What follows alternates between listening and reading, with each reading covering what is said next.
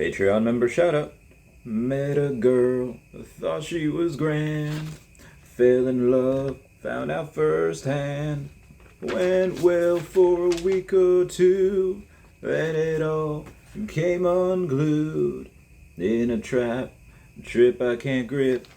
Hey guys, how's it going? It is I, the real Randy Chavez. I'm coming at you today with a Veve OMI update video. If you guys are new, welcome. If not, welcome back. I love you all. Everyone say hello to Dashi. Hello, Dashi.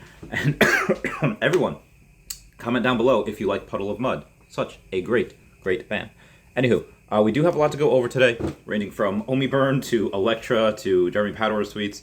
Let's go to my screenshots and see what stuff that I've missed over the last day or so. So The Amazing Spider-Man number 130 is out. That is something that if you did subscribe to, I think, Marvel Ultimate comic books, whatever, you got a free promo code. And if you pay that subscription each month, you got that promo code. That's what you could put into the Veve app. And you got this particular comic. In the real world, a CGC 9.8 goes for about $1,400 or $1,800. It's relatively okay. I asked Sleeping Comics about it. He says it's, I'll give you guys a quote. He says, "Not much, tier D comic. I didn't even buy a common." So that is something that is directly from Sleepin', who again, I trust very much. Him and then Comics and Crypto are all people that from comics that I trust very much to give me a good valuation on that. So I didn't bother buying one. Moving on after that, we did have a tweet. I forget who it was from, but they had asked a question. It says, "At David Yu, can we expect airdrops in the future? As you can see, good projects like Bored Ape recently rewarded their users. Just a question, what's your thoughts on it?" And he said yes. Now, to me, it doesn't seem like we're going to be guaranteed airdrops for every little thing, but I do think it sounds like he just says yes to airdrops in general, like we have had in the past. We have had it for the Yucky Charmer and the Golden Bunny, the Golden Yucky Rabbit, I think it was called. Anyway, I like those, so do expect more airdrops at some point in the future. Moving on past that, we had a post from Foster Hill, which I think really captures where we are right now. He says, "I bought Elsa at $250. He bought a Homer at $200, an R2 at $385, and a Todd at $375. He says the list goes on. "For anyone that joined me in the app and bought at the top, these are the opportunities you've been waiting for. I've seen this before, and I've learned my lesson." And he shows a picture of Winnie the Pooh and Piglet and shows how he bought, I think, 11 of them. Because, again, things are really low right now, but you have to understand that there is still $120 million inside the app. Things that we are 120 million gems inside the app. Again, some people are waiting, some people are waiting for MTL, I feel like a lot of when MTL happens, okay, that's already cashed in. Like, that's the price of these collectibles are already, in my opinion, priced into MTL. It's not like when MTL happens, we're going to see another dip and then it'll get cut by another 50%. Because again, 120 million gems in there. I think most of them are, even if they are slated to go for MTL and to cash out, in my opinion, that just tells me that they've already sold what they wanted to sell and they are waiting to cash out. And sure, a fair amount of gems are probably in there ready to scoop up stuff, waiting for things to go lower, at or near the bottom. Some people might not think we're at the bottom yet. Who knows? So people were talking about FUD with Elektra and non-fungible wonderful posts. Elektra is being FUDded. I believe that Marvel NFTs are a lower poly count to allow for smoother gamification in the future. This article talks about how these actions and gestures represent moves in a gaming scenario. Do your research before you disrespect Akomi, saying that actions and gestures in the future may represent attacks in gaming scenarios, and that is for Veve augmented reality. Not only displays your digital collectibles as high quality / definition 3D renderings and models, but also offers a number of other capabilities, including what I had just read. A lot of people have been going on talking about the stark difference between the amazing quality and absolute epicness of the DC models versus the, I guess some would say, less than desirable models for that. There were some really funny ones, funny videos that I had shown yesterday on my previous video. But again, actions and gestures in the future may represent attacks in gaming scenarios. A lot easier for them to do that with Marvel than it is for DC because of those lower rendering issues. And also, if you look at DC, every single thing ranging from Todd to Death to Supergirl, Harley Quinn, these are all things that have actual physical statues of it, and the model is easier to render off of. These are just kind of creations, whether it be from Veve or Marvel themselves. These do have to be made kind of from scratch. So that is, again, part of the reason why I think that. Moving on after that, we have a couple of other scenarios that we have to go and compare this to OpenSea. Hang on one second. Back in the day, CryptoPunks were given out for free. They have quite the ETH floor on OpenSea right now. You kind of do have the same things when talking about plasma bears, pushed purely off historical reference on the blockchain, and that has over a 10 ETH floor as well. A lot of these projects, like you have ETH Rocks, Crypto Skulls, there are so many of these non-licensed assets that were started out as nothing projects that have 100 ETH floors or 3 ETH floors. But you remember, Disney, Marvel, all the IP, even if you don't like Veve, even if you don't like the team, they're tired of the delays, tired of whatever, and I will get into that in a minute with Jeremy Padua. Even if Veve were to die, which I think there's a pretty close to 0% chance at that happening, because even if that were to happen, another company would buy it up, you still have this licensed IP on the blockchain. If you don't like Veve, if you don't like Komi, buy in the IP. Buy in the first appearance Disney, first appearance Marvel, first appearance DC. The companies that have stood around, not just for 14 months like Veve, but for decades upon decades upon decades. Walt Disney being born in, I think it was 1901. I think he made Walt Disney or Disney World, I think, in his still 20s. Let me check on that for you, though. Yes, actually in 1923. Walt Disney and his brother Roy founded the Disney Brothers Cartoon Studios in Hollywood. So we are actually almost 100 years old. We're about 98 and a half so far. October 16th of this year will be 99 years old for Disney, and then that next year will be that 100-year anniversary. And again, I bring this up because who do you want to bet on?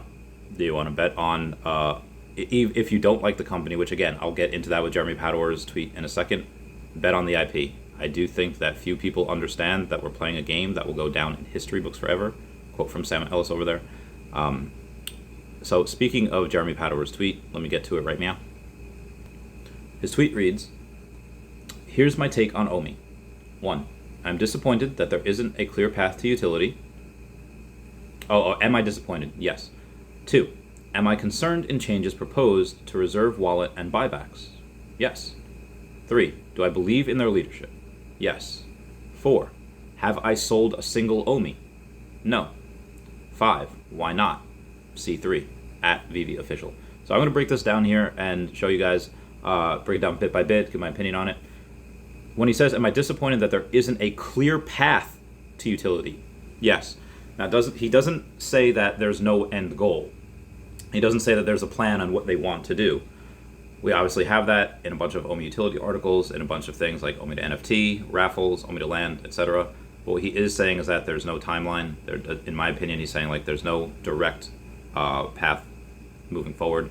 Like, will we get it in a couple weeks? Will we get it end of the year? The closest thing we have is Reese saying on that Akil Patterson interview that, oh, hey, the next 4 quarters we'll probably have it. Again, we've been told something like that before. Oh, hey, yeah, we're probably going to have MTL, probably going to have this, and it takes a lot longer. So he says 4 quarters, and I do believe that because we're on Immutable X right now, because we're a lot farther than we were last year, and the company does have a lot more money to play with to throw money at issues in order to get things moving a lot quicker, I do believe that will be within 12 months. But on the off chance that it's not, if it's 16 to 18 months, who knows.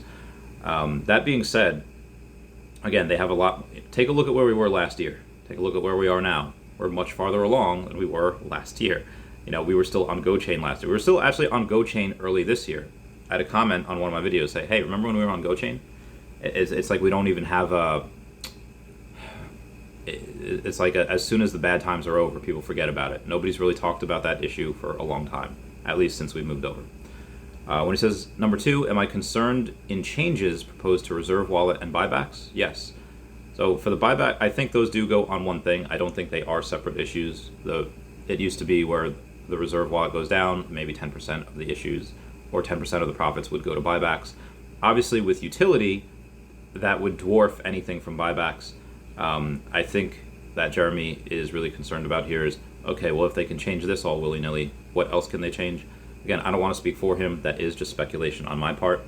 But when we go to number 3, he says, do I believe in their leadership? Yes. So despite some of the issues that he does have concerns with, he does believe in the leadership in order to be able to say, hey, I can fix this. I can fix this. They've been doing it for a while. Again, all of their other companies that they've had from leadership in their past experiences are successful. They haven't sold them. 4, speaking of not selling things, has he sold a single OMI? No. And Jeremy wasn't one that happened to go and say, oh yeah, I bought at, where you guys at, 0.007, around that point. No, he bought this when we were at 4 zeros.